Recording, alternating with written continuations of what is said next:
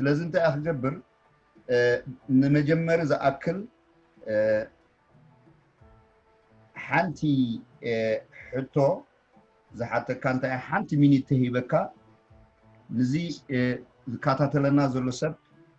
بحلف نحنا تقرنيا نزار تزقدسنا تنصرح له زلنا ابتز تقرنيا زار بحبرة سب سلو زغوني ارسنا دما ابي نيرنا ابي يالنا نابي كنخيد علينا سلو زغوني اسكذا حنتي مين تتقيمكا نزار استي اذا تقرنيا زار بحبرة سب ابي نيرو ابي يالو نابي قصوخا خيد على سكي بناتكا قالت سامرايز غيركا هابل لي نظام تساتفتنا ثانك يو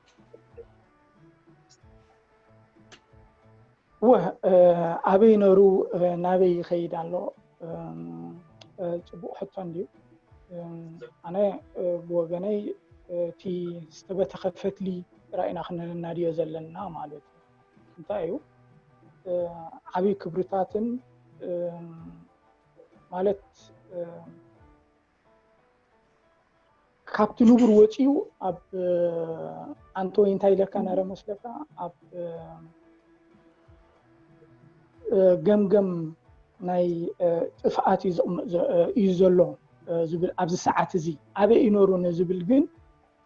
ክብድ ዝበለ ሕቶ እዩ ንርእሲኡ ኣብ ውሽጢ ኣቲና ክንሪኦ ዘለና እዩ ስለምንታይ ናይ ዝሓለፈ 7 ዓመታት ገምጋም እንተገርና እንታይ ነርና ኣበይ ወዲቕና ኣለና ድማ ብግቡእ ክንፈልጥ ኢና ማሕላይ ኣነ ወገነይ መብዛሕትኡ ግዜ እንታይ ኢና ንሕና ገምጋም ኣይንገብርና እንታይ ነርና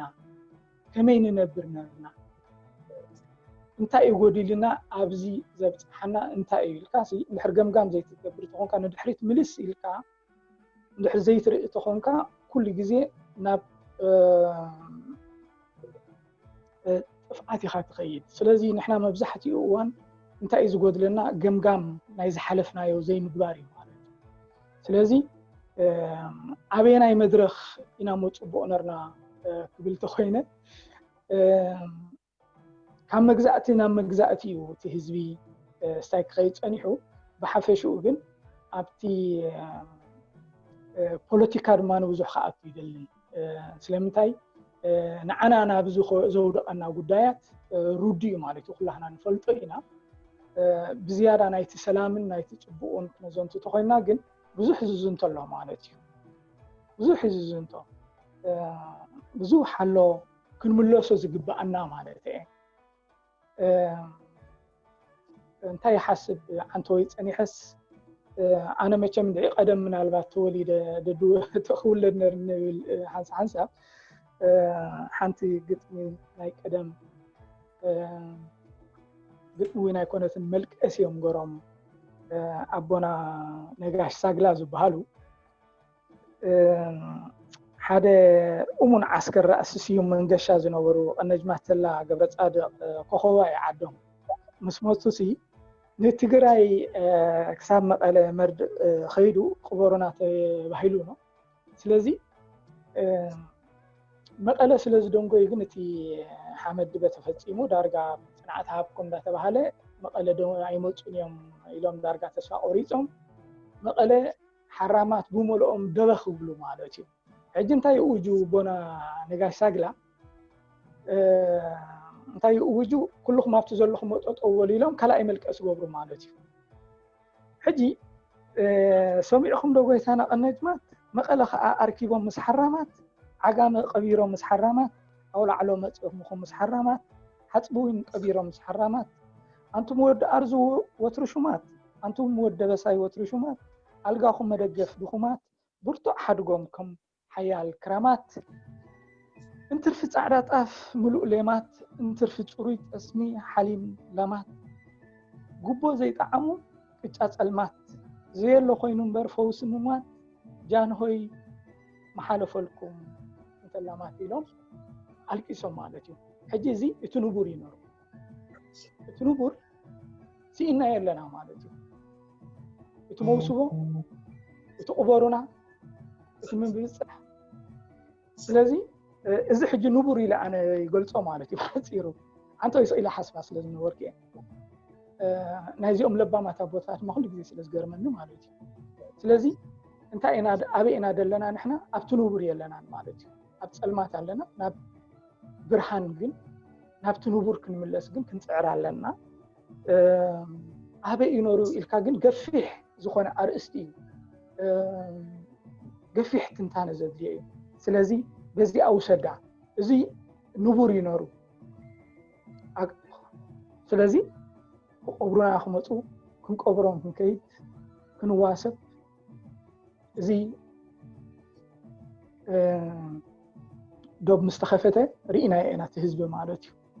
مرعتك بعد حالا نرى ما خيدا أورحة ملس إلو نافت نبور مالتي نقل ساعات نقل معات مالتي سلازي زي تي نبور زبهال كام نبور دماري حقنا لنا أبي نرنا نايزي أما بونا كم سايو سدوا مالتي يعني Thank you أتو فيدل مكونن حونا دراسن صحافن كمون أنثروبولوجيست نايب حكي نجزيها بتعمي كبر لني بمسرته جن أحوات عبز مسمر زلهم كلاتكم تساتف زلهم تسمعون انت أيو تي تحسوا كابتي أماس أنا نبزو وريدنا زلنا سلا تقلل بزبالة زحزن حاوناون زحزنو ناتو نايمات أصعان زلنان لك نحناون شير نقبر مالتي انتايو زحزن كناتاتو يوريدنا زلو زولو دوزي أنا بتصوتيمون كابت حزن تتبع لعيلنا حدا نقر كنقبر لنا إلنا لذي سلام زي نقدم كنسفن سلام مسسفن كايو نابت نبور نايبتنا بحقنا كنبلس نخل زبل امنس لزلنا جزينان حسنا نعمميات جزين تفزلنا مالتي لذا حدا نقر إذا قرب لكم قلتاي حوات إذا حاونا بزي زنبرة بزوري نازلو بمحزان إذا أكل جزين إذا أكل مسحافن تحسون ريسيرش خقبر معرع عد خيدو ندحر جزيت فيه تقيمه كم زير بقول كسب درجة احنا خنتاينا نقبر زلنا كل جزين نفسنا نحضر لنا حوات نايب حق نصرح له لنا السلام مسرة هاو نقر نسيب حما تاريك ندا قدفنا نخيد زلنا كابزي نخن وص نصرح له لنا إذا حاونا زقورو في دل مكونن حدا خبط مكان رحيم عليك زبرتعي عمداي سلام عليك انت نتكا فريتكا نتزلك حماق كتطفو نتزلك زنبركا زلكا نصبوكا نختدم فعل زقبر كالسم عليك سلازي حوات إذا مرال خوننا له كلها نزي سلام زي زدليو جزين زدليو جنزبن زدليو حسب أطفينا كن مولسو زلع على انتي حجي اتي انجرا اتي بإيكونومي بعباي اتي بخالئن كالئن يصنح لنا مو نقدم سلام نمصالو نزهزو زي لنفسنا سلام نبيتسبنا سلام نخبابينا سلام نعدنا نعنا سلام نمتصمو نقدم دحراي كله تندلي خمصيد الدحريو تندلي بوليتيكا تندلي انجرا تندلي عبيد خمصيد نسرتاو قلنا كلها انا زرخبنا سلامي مو إني حيزنا نخسر إذا التوابع أبهلايو حاونا أتفيد نقرنا وعلم كلها نقول لازم أبغاكم حوات كينو وحدكم حتسر بالزبالة حتاتكم مختقروا خن عدل كتبينا أب بعزنا قبل دكتور جرمايون أمسمر عليه مساي كوينو دات حاجة وهذا زملاء جرماي تقدم عنا خبكة توسخي ويحطوا ويكسيتن لكمو دحراي ناب على الفا دكتور جرماي تدالي حتى لها يغني لي دكتور نقاسي كلاتكم سلام كما يكنيهم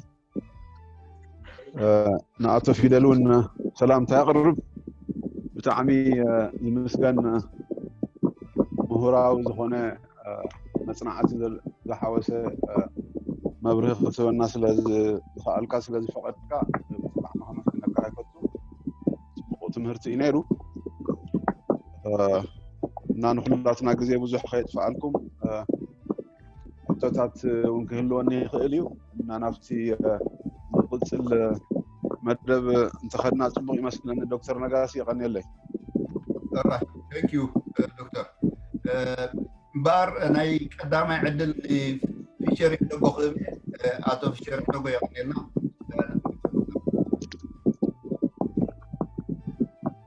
hello ይስማዕ ኣለኹም ስማዕ okay thank you እዚ መዳለውቲ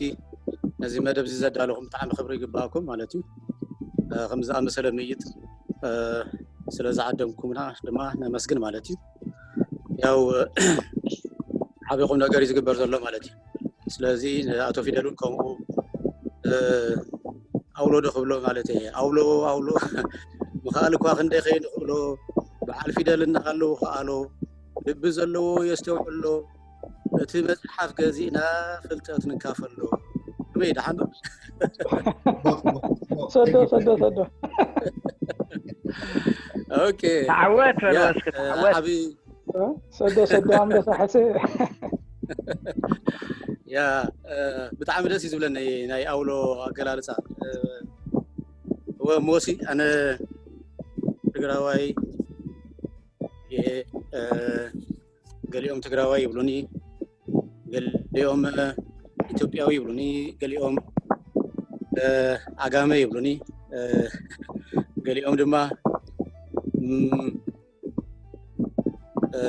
ቅማላም ትግሬ ይብሉኒ ገሊኦም ድማ ቆማል አጋመውን ይብሉኒ ገሊኦም ድማ እስሃይ ይብሉኒ ገሊኦም ድማ ሰብ ይብሉኒ ማለት እዩ እዚ መንነት ዝሕትና ንጓዓዝ ኣለና ማለት እዩ መንነት እዩ ወይስ ሽምት እዩ አይደነ ግን እዚ ሁሉ መፀውዕ ኣሎ ማለት እዩ ተገሊጽ እዩ ማለት እዩ ኣነ እቶም ናብዚ ሁሉ ዘብፅሑና እቶም ዝተገልጽዮም መግዛእትታት እዮም ወይ ብኢኮኖሚ ወይ ብሓይሊ ብረት እቲ ዝዓብለለ ኣካል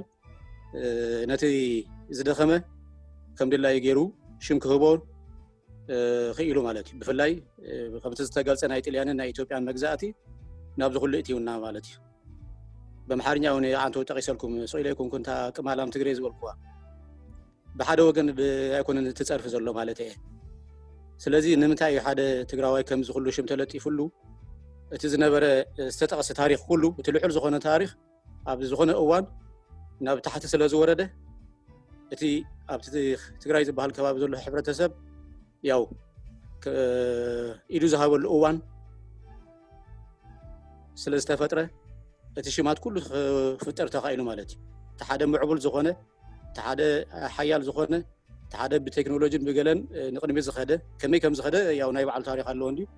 دحر نتدحو نتتحوت من نبابرو زلو وسب وي حزبي ياو كنا اسو يفتن مالتي ازي اب بزح بوتا تراي اب ኤርትራ ትግራይ ጥራሕ አይኮነን اب ሱዳን ተኸይድካ ከምኡሎ ደቡብ ሱዳን ኖር ሱዳን ገለ اب ሩዋንዳ ተኸይድካ ቱትሲ ሁቱ ገለ ይባሃሉ ተሓደ ነተሓደ ይንዕቅ ማለት እዩ ናይ እዚ ናይ መግዛእቲ እንግሊዝ ናይ ካልኦት ታሽሙሎ ማለት እዩ ኣብ ሰፈላሊ ክፋል ዓለም ከምኡ ኣብ ሶማሌ ንባዕሎም ሓደ ህዝቢ ይመስሉኻ እቶም ሶማሌ ንባዕሎም ሬድዋን ዝበሃል ዓሌት ኣሎ ገለ ካልእ ዝበሃል ኣሎ ብጣዕሚ ዝንዕቆ ንሓደ ወዲ ሶማል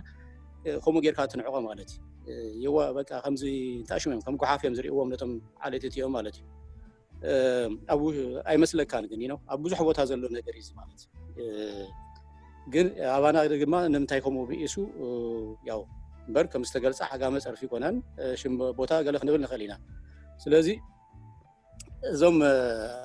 ጽሕንቶ ዝፈጠሩ አካላት እዮም ናብዚ ሁሉ ይትዮም ናምበር እቲ ህዝቢ ከም ህዝቢ ብሓደ ኮ ነይሩ አይኮናን ትግራዋይ ኣብ ስመራ ይነብር ነይሩ እና ተጨፍጨፈን እና ተቀትለን አይኮናን ዝነብር ነይሩ ወላ ብስተወሰኑ ጽርፍን ገለን ልጣፍ ከሕማቁ ገለ መለታት ናኡ ምክንያቱ ውሩድ ዝኾነ ትሑት ዝበሃል ስራሕ ክስራሕ ከሎ ከምኡ ዓይነት አጋጥሚ ምክንያቱ ሓድኻ ገዲፍካ ትዝነበረ ስርዓታት ናይ ኢትዮጵያ ኹን ናይ ገለ እንተራ ናይ ሰብኢድ ክትርኢ ጌርካ ክትጽረፍ ገለ መለ ብስምዒታዊ ዝኾነ ዘረባታት ክትንቀፍን ክትልጠፈልካን ግድን እዩ ዝኸውን ማለት እዩ ዝኹሉ ግን ተሓሊፉ ያው ተስፋ ዘለዎ ነገራት ይመጽእ ኣሎ ማለት እዩ ብዙሕ ስለስተገልጸ ማለት እዩ ስለዚህ ሓደ ጸራፋይን ተጸራፋይን ክመስል ብዝኽእል መልክዑ እዩ እቲ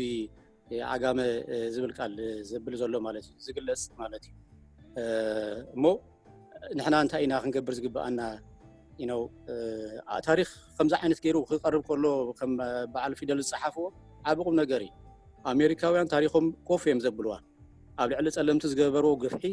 ኣብ ልዕሊ ሬድ ኢንዲያንስ ኔቲቭ ኢንዲያንስ ዝገበርዎ ግፍዒ ክሳብ ዝቐረባታ 72 ሬድ ውንድኒ ገለመለ ዝበሃል ታሪኮም ማለት እዩ ከመይ ገይሮም ብሕማምን ብጭፍጨፋን ከምኡ እውን ሰግሪጌት ገይሮም ኣይብላዕ ኣይሰተ ገይሮም ነቲ ወዲ ሃገር ማለት እዩ ስለዚ እዚ ኩሉ ታሪክ እዚ ይጽሕፍዎ እዚ ሓድሽ ተወለዶ እንታይ ይገብር ይመሃር በቃ ሚዛኑ ዝሓለወ ክሪቲካል ቲንከር ኮይኑ ጽይሉ ብስምዒትን ብፖለቲካን ተደፊኡ ዘይኮነስ ሚዛኑ ሓልዩ ይኸይድ ማለት እዩ እምበር ኣነ ሕጂ ኣሜሪካን ሂስትሪ ወሲደ ዝገርም እዩ ክነግሩኻ ከለውስ እቶም ጻዓዱስ ነቲ ዝገበርዎ ሓጢኣት ከምዚ ገይሮም ኣቕሚጦሞ ምክንያቱ ኮፍ ኣብላ ዳሓር ካብቲ ሕሉፍ ትመሃር ማለት እዩ ኩላህና ቁስል ኣለና ትጋሩ ይኹን ኤርትራውያን ዝተበዳደልናሉ ኩነታት ኣሎ ብህዝቢ ይኮነን ብመርሕነት ፖለቲካ ብኮሚታት እዩ ስለዚ ካብዚ ተማሂርካ ንቐጻሊ እንታይ ክንገብር ኣለና ኢልካ ኢኻ ንኽትጓዓዝ ዝብለካ ማለት እዩ ዘምህረካ እዚ ደረጃ እዚ ንኽንበጽሕ እዩ ትምኒት ማለት እዩ ብዘረባ ዝኣምን ብክርክር ብወግዒ ብከምዚ ብቃላት ዝኣምን ብእምንን ብበትርን ብጸርፍን ዘይኮነስ ጸርፊ ተጠዋዊ ከተብሎ ማለት እዩ ነቲ ሓሳብ ንኸይመጽእ ጠጠው ተብሎ ከምኡ ተኸሊፍካ ትተርፍ ማለት እዩ ከይፈለጥካ ስለዚ እቲ ምስ ሓደ ዓጋመ ምባሉ ይኮነን እቲ ንዓጋመ ዝልጥፈሉ ፐርስፔክቲቭ እዩ ትጸገም ኮይኑ ዘሎ ማለት እዩ ዓጋመ ክትበሃል ኮላ ምስ ሓደ ረሳሕ ምስ ሓደ ሓሳዊ ወይ ምስ ሓደ ለማኒ ወይ ምስ ሓደ ሕሱር ሰራሕተኛ ገለ ከምሱ ቆሙ እዩ ስለ ዝግበር እዩ ስለዚ ኮሞዲ ተልካ ግን ኩላህና ደኻታት ነርና ኢና ማንም ናይ ኣፍሪካ ኩላህና እውን ምዕቡላት ነርና ኢና ሓደ ግዜ ከም ዝተገልጸ ናይ ምስራቅ ኣፍሪካ ምብራቅ ኣፍሪካ ልዑል ሕብረተሰብ ኢና ነርና ኩላህና ዝተገልጸ ካብ ኣክሱም ክሳብ ዳህላክ ክሳብ ኣዱሊስ ዘሎ ናትና ናይ ኩላህና ታሪክ እዩ ግን ኣብ ዝኾነ እዋን በቶም ዝተባህሉ ናብዚ ኩሉ ኣቲና ኣለና ስለዚ ከምዚ ኢልና ክንቅጽላ ይግባአናን እዩ ቁም ነገር ኣነ ሓጅስ እቲ ዝተዘርዘረ ክዝርዝሮ ይኮንኩን ግን እንታይ ተገበርና ይሓይሽ ዝብል ግን ብፍላይ ተጋሩ ዓጋመ ክንበሃል ከለና ስለምንታይ ኢና ንናደድ እንድሕር ንናደድ ኮይና ማለት ተውግ ዘብል እንታይ ነገር ኣሎ ምክንያቱስ ዓጋመ ከም ጸርፍ ጌርና ንቕበሎ ኣለና ማለት እዩ ዓጋመ ክብለካ ከሎ ከመይ ትብሎ ማለት እዩ ከመይ ለኻ ዓጋመ ብዛዕባ ዓጋመ ትፈልጦ ደለካ እዩ ወላ ንኩሉ እንዲኦም ዓጋመ ክብሎ ዝፍትኑቶም ዝተወሰኑ ኤርትራዊ ብሙሉእ ይኮንኩን ዝዛረበሉ ገለ እቲ ከምኡ ኢሉ ክዛረብ ከሎ ብሕማቕ መንፈስ ተበጊሱ ከምኡ ክዛረብ ከሎ ዓጋመ ክብለካ ከሎ ወል ያ ዓጋመ ትፈልጦ ዲኻ ዓዲግራት ትፈልጦ ዲኻ እንድሕር ስፔሲፊክ ነቲ ዓዲ ከተረድእ ክኢልካ ከም ትግራዋይ መጠን ግን ያው ከም ጸርፊ ኮይና ንሕና ንቐበሎ ክነስተናግዶ ክንክእል ከለና ከም ኖርማል መፀውዒና ጃስት ጸርፊ ይኮነን ብዝብል መልክዕ እቲ ሪፍሌክት ንገብሮስ ከምኡ ክኸውን ይግባእ ይብል ማለት እዩ ካልእ ድምባስ ዝኾነ ናይ እዚ ሕጂ ምሕዝነት ጀሚሩ ዘሎ ኣብ ዓጋመ ዓዲግራት ከባቢ ዩኒቨርሲቲ ሎ ንኣብነት ዝኾነ ከምዚ ዓጋመ ስኮላርሺፕ ፈንድ ገለ መለልካ ኤርትራውያን ይኹኑ ተጋሩ ስኮላርሺፕ ዝረኽብሉ ናብ ዓዲግራት ዩኒቨርሲቲ ከኣቱ ከለዉ ብፅቡቅ ክርእይዎ ነቲ ቃል ማለት እዩ ዝኾነ ፅዕንቶ ዝፈጥር ዓጋመ ስኮላርሺፕ ፈንድ ገለ ናብ ዩኒቨርሲቲ ከኣቱ ከለዉ ናብኡ ዝሕግዝ ፈንድ ገለ ተዝፍጠር ወይ ከምኡ ካልእ ድማ እንታይ ይሓስብ ኣብ ኤርትራ 9 ብሄራት ኣሎ ኣብ ትግራይ 9 ብሄራት ይሃሉ እምበር 9 ከባቢያዊ ኣፀዋውዓታት ኣሎ ክንብል ንኽእል ኢና ማለት ዋላ ከተማታት ገለ ዕብይ ዝበላ ምሕዝነት ተዝገብራ ንኣብነት ዓዲ ቀይሕ ወይ ሰንዓፈ ምስ ዓዲግራት ወይ ምስ ዛላንበሳ ኣስመራ ምስ መቐለ ሲስተር ሲቲስ ኮይነን ንኽኾና ተንፅዕር ንኣብነት ኣብ ትግራይ ክሳዕ 9 መፂልህ ነይሩ እቲ ዝርዝር እኳ ክሪኦ ከለኹስ ላይክ ራያ መቐለ ተንቤን ውቕሮ ዓዲግራት እንዳስላሴ ሕመራ ዓድዋ ኣክሱም እዚአን ክትፅርአን ከለካ 9 እየን ዝመፃ ዘለዋ ምስተን 9 ብሄራት ኤርትራ ሲቲ ሲስተር ሲቲ ጌርካ ያው ዝምሕዝነትካ ምጥንኻር ገለመለ بخمزي بقله امبر بمردع نحنا كو يحواتنا نحنا خمزينا حدا يتولدنا قله تبلكايو قرب خردونا يكل نكون ግን ኣብቲ ሓቢርካ መስራሕ ውን ድሕር ተሳቲፍናሉ እቲ ታሪኽ ብጣዕሚ ዓቢ ክፈልጥ ኣለዎ ክንፈልጥ ኣለና I don't mean ክንገርፈለና ግን ብተወሳኺ ድማ ናብ ከምዚ ዓይነት ኣክሽናት ብምእታው ዝኾነ ቅንዕና ዘለዎም ኣለዉ በቃ ነዚ ክሰርሕሉ ዝኽእልዎ ደቂ ኸረን ደቂ ገለ ጋጢሞምን ነይሮም በቃ ንሕና ኮ ይሕዋቲና ገለ ከምኡ ብዙሓት ኤርትራውያን ይኹም ዘለኹም ዛስዋይ ኣብዚ ዘለኹም ማለት እዩ ስለዚህ ከምኡ ዓይነት ፅዕንቶ ዝፈጥር ኣሰራርሓታት እናገበርና ነቲ የምሕዝነት ይኹን ነቲ ሕማቕ ብፅቡቕ ነገር ክንቅይሮ ክንፍትን ወይ ድማ ክንሰርሕ ንኽእል ኢና ኢለ ዝኣምን ግዜኹም ስለ ዝወሰድኩ ግን ይቕረታ ግን ሓንቲ ዝላ ፊደል ዛው ለዓዲ ኸልከልቲ ገለ ክበሃል ሰሚዐስ እንታይ ክብለካ ኢለ Thank you. Okay. ፍሳይ ሓውና thank you very much. ንእግረ መገደይ ፍሳይ ሓውና ካብ ዳላስ እዩ ብዝኾነ ካብቶም ካብ መጀመርታ በዚ ስነ ሓሳብ ተጠርኒፉ ስነ ሓሳብ እዚ ይሰርሕ ካብ ዘበጋገሱ ቀዳሞት ሓደ እዩ ንዑ ከዓ መስግነልካ ፍሳይ ሓወይ ትባሃል ኩሉ ሓሳባት ከዓ ፅቡቕ ሓሳባት እዩ እቲ ዝበሎ ኩሉ ፍሳይ ዘቕረቡ ሓሳባት ፅቡቕ እዩ ግን እንታይ እዩ ኣነ ሎማዓንቲ እዚ እዚ ኩሉ ዝግበር ዘሎ ሕማቕ ነገር ፅባሕ ንጎ ተደምሲስለይ እንተትርኢ ነይረ ምክብባር መፅኡ ፍቕሪ መፅኡ ናብ ልምዓት እንተንርኢ ነርና ብጣዕሚ ሓጎሰይ ናትኩም ሓጎስ እውን ኣይውዳእን እዩ ግን እንታይ ይኹን ግዜ ናብታ ንደልያ ንክንበፅሕ ኣካይዳ ክንገብር ኣለና እዩ እንታይ እዩ ንሱ ከዓ መጀመርታ ዝመፅእ ሕዋተይ እንታይ እዩ እቲ ምጥርናፍ እዩ ምትእኽኻብ እዩ ህዝብና ክንእክብ ኣለና ተባታቲና ኢና ዘለና ብሰላም ክንሰርሕ ንደሊ ብስራሕ በዚ ስነ ሓሳብ ሰላም ንሓስብ ኣብ ተፈላለየ ዓለም ተዘርጊሕና ኢና ዘለና ብሕልፊ ትግርኛ ንዛረብ ህዝቢ ስለዚ እንታይ ክብለኩም ኢለ መጀመርታ እዚ ብስነ ሓሳብ ሰላም ዝሓስብ ህዝብና ንጦርንፎ ዳሕራይ ምን እንደተጠርነፍና ምስከድና ናይ ብስነ ሓሳብ ዝሓስብ ብስነ ሰላም ወይ ከዓ ናይ ስነ ሰላም ሓሳብ አንጊሱ ክኸይድ ዝደሊ ህዝቢ ምስ ኣከብና ንሱ ከዓ በብኽእለቱ ነዛ ሰላም ከገልግል እዩ ማለት እዩ ዝበሎ ፍሳይ ሓውና ማለት እዩ ስለዚ እንታይ እዩ ናይ ዓቕሚ ጉዳይ እንተዘይኮይኑ ትክግበር ዘለዎ ኣነ እግረ መገድና ከም ሰባት ምስ ተጠርነፍና እንዳሰራሕና እያ ንኸይድ እዩ እዚ ሓደ ንገብሮ ዘለና ሕጂ እዚታት ማለት እዩ ኣስተምህሮ ጌርና ክንፈልጥ ታሪክና ኩሉ ፈልጦ ማለት ኣይኮነን ኣነ ዋላ ብባዕለይ ክፈልጥ ኣለኒ ምሕዛን ጥራይ ኣይኮነን ሜላ ከዓ ክገብሮ ኣለኒ ሕጂ እንታይ እዩ ከምቲ ዝበልካዮ ፀርፍን ሕማቕ ነገራትን ከዓ ኣጥፍኡ ወይልካ ኣይጠፍእን ብንሰርሖ ስራሕ ጥራይ ክጠፍእ ዝኽእል ንኣብነት ድኻኢሉ እንድሕር ፀሪፉካ ሰብ ንሳ ካባኻ ክትከይድ ተኮይና ንክትህብ ትምፅዓር እዩ ሃላይ ተፀሪፉካ ንስኻ ዓሻ ብምዃን ኢኻ ናብ ለባም ትቕይሮ ማለት እዩ ስለዚ እንታይ ኢና ንገብር ዘለና እቲ ዝፀንሐ ሕማቕ ልምዲ ንነዊሕ እዋን ንክነጥፍእ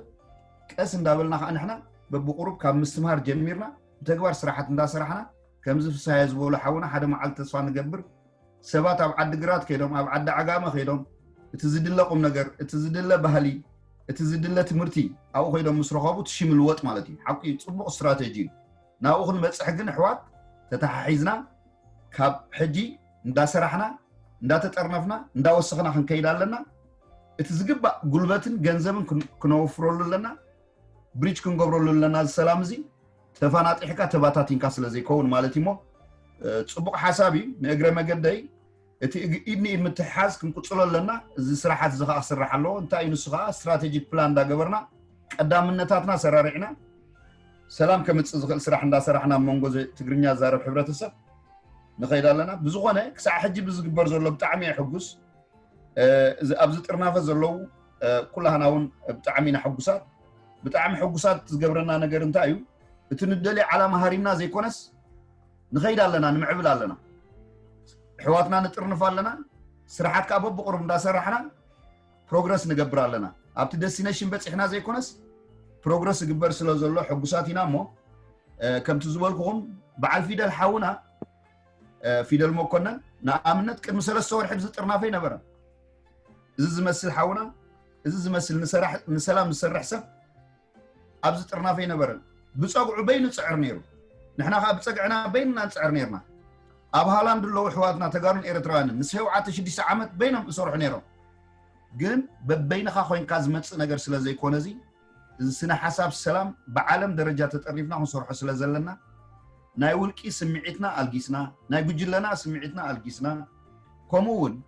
إذا ترنافزي ناي قلي بوليتيكاوي خستاي ويك أنا هاجري زنقصول زي كونه نحابر ناي زتقرنيا زارب حزبي من النوتو أرديكا نسلام كسرح بزي قدس أكلت هاجر دي زلوا بحد هاجر نسونا حزب قدايو سلام جن نخلها نتطرنفنا نخلها نتقمنا سلزغنا نعان نسرح زتبقسه ترنافه إمو كلها نحواتك في حين آخر رئي لنا على ما نايز محبر ناي ولك سمعتنا لعلي زغيدي ناي قجلنا ويكا ناي ودبنا لعلي زغيدي كامني هاجرنا أجنداون لعلي ونزغيدي مالتي سلازي بخومو تردينا نذهب كايو سنة البناو زلو مخرن كساين يمسجن سايحوي ثانك يو ناب تحتو حزا فيدل حوي مخنياتو خلت ثلاث مسحاتنا كتملس بخومو كن كيديو زحاشيه بخومو قاينا نخيز بزح زي مالتي كالاي عدل نحونا ياقوب نسون ياقونا مسجنكا كاب نفيدل مكونن ريكومند زغبره نخمهرنا ياقوبيو كاب هولان ياقوب حوينا باخا ميكروفون ثانك يو دكتور كما يصنحكم بطعمينا نمسكن فيدل حوناخا زخلو تمفتي سلازهابكنا حتويناتي بغتانا بتحتو خاطو جن ابزاناي تግራይ ትግርኝ ትብል ቃልሲ ንኣብነት ኣብ ትግራይ ዝነብር ህዝብን ኣብ ኤርትራ ዝነብር ህዝብን ኣሎ ሕጂ እቲ ኣብ ትግራይ ዝነብር ህዝቢ ትግራዋይ እንተተባሂሉ ኣብቲ ኤርትራ ዝነብር ህዝብ ከዓ ትግርኝ ይባሃል ኣሎ ማለት ዲ ወላስ ከመዩ ኣብዚያ ቁርብ ስፍሕ ቢልካ ክትገልጸልና ደሊ ምክንያቱ ትግራዋይ ዘይተባሃለሉ ምክንያት ምናልባት ብ ደቡብ ትግራይ ዲዩ ሰሜን ትግራይ ዲልካ ዲዩ ወይስ ካልእ ዲዩ ወይስ ቅድም እንታይ ይባሃል ነይሩ ልክዕ ዲዩ በዚ ትግራይ ትግርኝ እናተባሃለ ዝግለጽ ነይሩ እዚያ ጽቡቅ ጀርካ ክትገልጸለይ ደሊ Thank you. Thank you. Ara. Thank you. Wadika ato Jacob? Wode doctor. Thank you. Mbar ato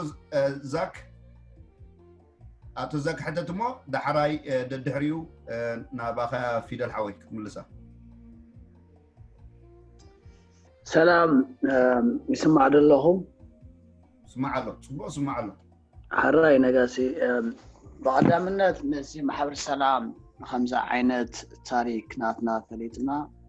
نزمت سلام مسارحين مقبار تقبر مربى وحبريتا تعمي مسكين مالتي ونياتهم تاريخا فريتكا أبولو عالم سلو تغرينيا زارب سب ولا بقطري عند حدا رينايو كاب 10 مليون بالعلاي كيديني تاريخا بقانقاها صحيفكا نزمصكا غريچت نخصفتح نزحلف غريچت قفلكا نختزاته همان تعبي مسارحي كابتوم مقبلات علامات زلوون زتقوملو مصحفت صحيفهم ندقم دقدقم زغدفلو اتيغا نبينو اتصبو خاف اليوم نعلم كم يجرم كم زما قبلو تاريخهم سزفلت يا ስለዚህ በቀዳምነት ፊደል زي تاريخ انا مصحف صحيفك حبريتا زዛብከና بطعمي مسغنا يقدم مالتي لذا حنت انت يا خبل دلي ምናልባት بتግርኛ ጽሕፍካ ያተኸውን ግን انا ننبባይና ንደቀና ታሪኮም ንኽፈልጡ ምናልባት በኻሎ ቋንቋን ክትጽሕፋስ እንታይ ሓበሬታ ይልካላ እዚያ ፊደል ካሓት ደልሞ ይغنيلي Thank you ذاك حونا thank you كلاتكم thank you بار كبر حونا فيدل مكونن نابها نتنز توهبا حتوتات كسخ جبرنن كتبت من thank you رايم بار سمع له صبو صبو سمع له دمس جبر بالله صبو حراين بار صبو حتى انت انا قداميتي زاول كلكلتي اتبنرا زيهم زاول دقشوم عقام ازوزاي يوم كاب وقشوم زهابو وردي تولت لوم يا زاول كنبل كلنا بزحات يوم كم تعنتو يزغلصبو سلازي كلكلتي بحساب سلازي حبوريهم كلكلت مسኦም تم كلكلتي ግን እንደحرينا يوم ساتهم لاجين يوم لاجين زبحالو دق مرحصين زبحالو اب نگده زي مدباي تابور زموتيوم اب مدباي تابور معاسيوم مصيوم مسلك انا بحما مريت اقلو غزاي ني مريم تيون نتابوس مريم تيون حجم مسموتيوم ማለት እዩ እንድሕር ምናልባት ሰሚዖም ትኾኑ ታበት ጽዮን ማርያም መጽአትና ብክሳ መራሕቲ ጽዮን ወዳ ተመርክሳ ባህል ነው ሕጂ እዚኦም ነገደ እዚኦም ከልከልት በሃሉ ወይ ኣብ ሰገነይቲ ሕጂ ለው ሶም እንታይም ዝበሃሉ ሰገነይቲ ጨንሓረ ሰገነይቲ ላጌን በሃሉ ኣመራጉ ሰራየ ኣብ ዓዲ ተክሌዛን ዳርጋ ዝበዝሑ ዊና ኣብ ሓማስየን እዮም ዘለዉ ማለት እዩ ስለዚ ኣሙሉ ኤርትራ ተዘርጊሖም ይርከቡ ሃይማኖት ሙስሊምና ተኸተልቲ ዊን ኣለዎም ማለት እዩ ስለዚ እዚኦም እዮም ንታቦት ጽዮን ማርያም መጽአትና ብድግሳ መራሒ ጽዮን ወዳ ተመርኪሳ ኢሎም ዝዝምሩሎም ማለት እዩ ደቂ ክብሪ ኣብ ቀሲስ ወይ ዲያቆን ክብሪ ኣብ ድማ በሃሉ ስለዚ ኣሞንጎ ዛውልን ከልከልትን ግን ሓቢሮም ሓደ ኣብ ሓንቲ ዓዲ ኣለዉ ክልቲኦም ዛውል ከልከልቲ ድማ በሃሉ ማለት እዩ እቲኦም ዛውል ከልከልቲ ዝበሃሉ ብጽልማ ዘለዉ እዮም ንኸብርሃልካ ኢለ ማለት እዩ ካልእቲ ትግራይ ብህለት እንታይ እዩ እንድሕርኢናዮ ተጋሩ ኢና ናይ ሰሜን ተጋሩ ኢና ፈቲና ጠሊና ማለት እዩ እንሕይኾ ዘለና ብዕሪርዮ ድብል መምህር ቦኽዮ ስለዚ ካብ 1800 ተዛዓኒቲ ኤርትራ ዝብል ስም ካብ ምንታይ እዩ ንርእሲኡ ቦኽሬውን ገሊፅዎ ነሩ ቦኽሬ ምናልባት ዘይገለጾ እንታይ ነሩ ኣብቲ ፓርላማ ንኤርትራ ክመርፅዋ ከለዉ ኣዶሊስ ኣክሱም ኤርትራ ዝብል ስም እዚ ድማ ካብቲ ኤድዋርድ ግላዘር ምርምር ገሩ ነዚ ቅድሚኡ 10 ዓመት ይኸውን ምርምር ገሩ ነዚ ከባቢና ኤርትራ ይልጽውዑ ነሩ ማለት እዩ ወዲ ኣውስትሪያ ኤድዋርድ ግላዘር ማለት እዩ ስለዚ ቅድሚኡ ንሕና ተጋሩ ኢና ካልኦት ጸሓፍቲ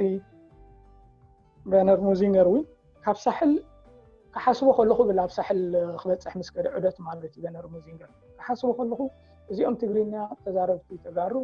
ካብ ሳሕል ጀሚርካ ስጋብ ተከዘ ዘለውስ ሓደ ህዝቢ እዮም ይብል ነው ሓደ ህዝቢ ተጋሪኦም እዚኦም ትግረ ዝዛረቡ ድማ ኣለዎም ማለት እዩ ኣቦታትና ግን ንነብሶምን ከም ተጋሪኦም ዝፈልጡ ኣነሮም ጽሑፋት ናይ ሙሉኡ ብራናታት ናይ ካልእ ሙሉኡ እንድሕርኢናዮ ብተጋሩ እምበሪ ንሕናስ ብኤርትራውያን ይኹን ኣብ ገለ እዋናት ዘመነ መሳፍንቲ ሓማስየን ዝብል ስም ወፂኡ ነሩ ናይ 20 ዓመት ሱድማን ራእስ አንድ ሃይማኖት ኣብ ዝገዛሉ ጣዕዘጋ ማለት እዩ ሽዑቲ ሓማስየን ክብልዎ ጀሚሮም ብሂል ዊኖሪ ማለት እዩ ቅድሚኡቲ መረብ ምላሽ ድማኒ ምድሪ ባሕሪ ዊንኩሉ ዝጠቃልል እዩ ማለት እዩ ስለዚ ንሕና ተጋሩ ኢና ከምኡ ስለ ዝኾና ኢና ዊን መነሊክ ብ10 መጋቢት 1989 ናብ ንጉስ እምቤርቶ ጣልያን ዝጻሓፈ ደብዳቤ እንታይ ዝብል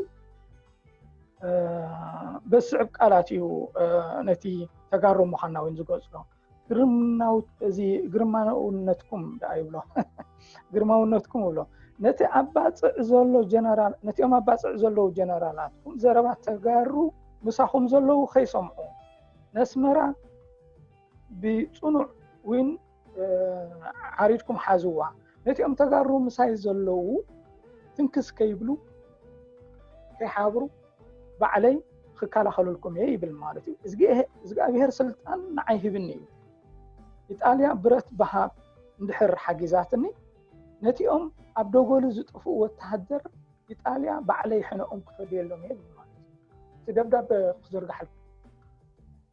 لازم تعيز بلنا زلوا مالتي نتي مساهم زلوا تجارو كروا بالكم حزوهم كم زين كاساس وغروهم يسروهم بلا مالو مالتي نتي مساي زلوا دماني بعلي تنكس كم زي يبلو خجبر يعني ስለዚህ እግዚአብሔር ስልጣን ናይ ስለዝሃበኒ ነቲ ተጋሩ ኣብ ልዕሊኹም ኣብ ደጎሊ ዝገበርዎ ቅትለት ሕነ ክፈድየልኩም የብረት ሂብኩም ንብሎ ማለት ሕጂ እዚ እኩል መልሲ ኮይኑ ስማዕኒ ግን ብዝያዳ እቲ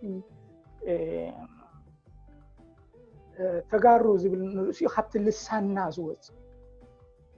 ስለዚ ንሕና ኤርትራ ዝተባሃልናሉ እዋን ኣብ ፓርላማ ጣልያን ሕጂ እቲ ኣፅሕፍቲ ዓንቶይ ክቐርባ ኢለ ብጠቕየላን ስኢነያ ኣብዚኣ ሓፃር ወይን ክደልያ ፀኒሐ ዕሪፍኩም ከለኹም እንታይ እዩ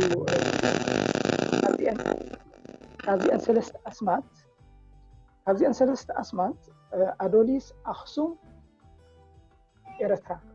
እን ቀሪበን ግዝኣትናስ እንታይ ንበላ ግዝኣትናስ እንታይ ንበላ ዝብል ዲስካሽን ኖርማል ስለዚ ኒ ኣዶሊስ ንኣክሱም ንኤርትራ ኣክሱም እምቤርቶ ንጉስ እምቤርቶ ኣክሱም ዝብል ደሲላቶ ኣነስ ኣክሱም ይብል ኢልዎ ባርተሎሜዮ ካብቲኦም ኣብኡ ዝነበሩ ኣማኸርቲ ናቱ ፍላስፋታት ማለት እዩ እንታይ እዩ ዝብሎ ኣብቲ ፅሑፍ መስለኩም ኣብቲ ፅሑፍ ንጉስ ይብሎ ክትገዝእ ዲኻ ትኸይድ ዘለኻስ ታሪክ ክትፍሕር ኢኻ ትኸይድ ዘለኻ ታሪክ ክትፍሕር ንድሕር ትኸይድ ኣሊኻ ኮንካ እዚ ህዝቢ እዚ ኣይግዛእልካኒ ስለዚ በቲ ዝፀንሐ ናይ ቀይሕ ባሕሪ ኢሎም ግሪካውያን ሰሚዎ ፅንፅዋ ኣሎ ካልእ እውን ናይ እዚ ኤድዋርድ ግላዘር ሰሚዎ ስለ ዝነበረ ግን ናሕቱ ፅሑፍ ተወኪሶም ድማ ኤርትራ ኢሎማ ስለዚ ንሕና ናይ ሰሜን ተጋሩ ኢና እዚ ኩሉ ዝገልፆ ዘለኹ መን ድዮም እቲኦም ኣብኡ ዘለዉ ኣብዚ ምድሪ ዘለዉ መን እዮም ደይ ንሕና ኢና ካልእ ሰብ እኳ የብልናን ማለት ስለዚ ብዝያዳ ግን ካብቲ ልሳን ናይ ልሳን ኤክስፐርት ወይ ድማኒ ፕሮፌሰር ስለዝኾነ መእምር በኽሬ ማሕበር እውን ኣለና ንራኸብ ኢና ምስኦም ስለዚ ሓደ መዓልቲ እውን ዓዲምና ናብዚ ክንምፅኦም ኢና ወይ ድማኒ ኣብዚ ኤሮፓ ኣብ ንገብሮ ጥርናፈ ሓደ ናይ ድራር ምሸት ሓቢርና እንገብረሉ ልካ ከምቲ ንስኹም ኣብ ዳላስ ዝገበርኩሞ ኣብቲ ምሸት እቲ እውን ነዚ ሕቶ ምእንቲ ክሕተት ክነቕርቦም ኢና ማለት እዩ ስለዚ እዚኣ ትመስል እቲ ኣሳልሰይቲ ሕቶ እንታይ እያ ነራ ብትግርኛ እየ ፅሒፈዮ እዚ መፅሓፍ እዚ ብዝያዳ ድማኒ ነቲ እቲ ዓቢዱ ዘሎ ሕብረተሰብ እቲ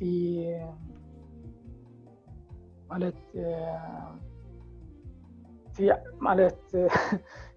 ኣብዚ ተዓብዩ እቲ መንእሰይ ኣይኮነን እቲ መንእሰይ ተዓብዩ ዘጋግየ ዘሎ ማለት እዩ ስለዚ ነዚ ብትግርኛ ክፅሕፎ ከለኹ ሃገር ዝሃንፅዋ ሸሓት ዶክተራትን ኢንጂነራትን ኣይኮኑን ኣፍሪና እንታይ ደኣኒ ኣብ ድንቁርናን ፅልእን ዝነብሩ መሃይማት ኢና ጠፍጢፍና ብኣሽሓት ኣፍሪና ማለት እዩ ትግርኛ ዘንቡ ስለዚ ንዕኦም ብዝያዳ ቅድም ንክርድኦም ኢለ እቲ ዝሃብካዮ ሕቶ ግን ቅቡል እዩ ይሰርሓሉ ድማ ንለኹ ሕጂ እንታይ እየ ዘተባብዕ ዘለኹ ብናፃ ነዚ መፅሓፍ እዚ ብእንግሊዝ ከተርጉሙ ዝኽእሉ ብቕዓት ዘለዎም ተምሃሮ ስለ ዘለዉ ንዓኣቶም ብናፃ ሂበዮም ኣለኹ ከተርጉምዎ ማለት እዩ ስለዚ ንሰርሓሉ ዘለና ኢና ኣገዳሲ እዩ ድማ ሓድሽ ወለዶ ኩሉ ትግርኛ ስለ ዘየንብብ ኣነ ዕድለኛ ኮይነ እየ ንዝብለ ካብ ስደት እየ ዓብየ ወዲ 9 ዓመት መፅእ ባዕለይ ተማሂረ እየ ብዝብሳይ በፂሐ ግን ኩሉ ሰብ ከምኡ ይኮነን ማለት እዩ ስለዚ ነዚ እውን ሓሲብናሉስ ብናፃ ንኸተርጉምዎ ወይ ድማኒ ኣነ ቁሩብ እየ ነዚ ከተርጉሞ ዝብል ከልዩ ድማኒ ሓስጋብ ሕጂ ሓደ ቆልዓ ካብ ኣሜሪካ ረኺበ ኣለኹ ኣብ ኢንድያናፖሊስ ሳሙኤል ሽሙ ኣርኪኦሎጂ ዝመሃር ዘሎ እዩ ማለት እዩ ንዕኡ ኣፍቂደሉ ኣለኹ እቲ ቀዳሚት መፅሓፍ ንኸተርጉማ እቲአን ዝመፃ ዘለዋ ስለምንታይ ግዜ የብለይን ኣነ ነቲአን ካልኦት ንኽፅሕፈን ካልእ እውን ዝፅሓፍ ኣገዳሲ ዝኾነ መፅሓፍቲ ስለ ዘለዋ እቲ ግዜ ስለዚ ኣኽለለይ ከም ዝገረዊን ንሰብ ዓዲለይ ኣለኹ ማለት እዩ ስለዚ ነዚ መስል ይቐኒየለይ ቴንክ ዩ ፊደል ሓውና ከምኡውን ኩላትኩም ትሳተፉ ዘለኹም ብሕልፊ ከዓ እዞም ተሓቱ ዘለኹም ሕቶ ንኩላህና ዓሚቕና ንክፈልጦ ትሕግዙና ኣለኹም ማለት እዩ